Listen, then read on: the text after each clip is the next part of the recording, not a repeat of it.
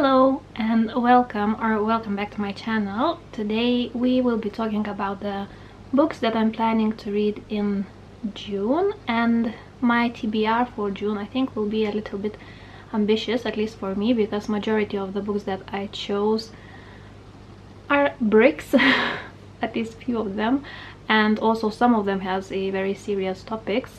So I'm not sure that I will be able to read them all, but at least I would like to start some of them and to have something to choose from. So I would like to show you what I have here, and I think I will start first from the books that I would like to read from my NetGalley shelves, because I still have 6 books there and I think they are overdue, and I just want to read them all, get rid of those books that are there and just start from zero there. And the first one that I would like to read next month will be The Night in the Library by Eva Juszczyk.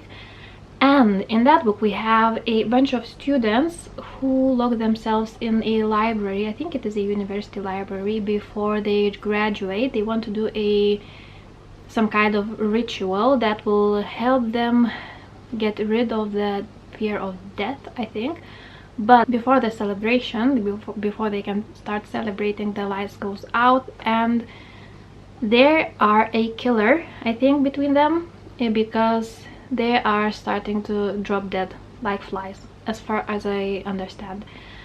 And the description of this book sounds very interesting, a little bit spooky, I think, but the rating on Goodreads, I think it is 2.3 stars only.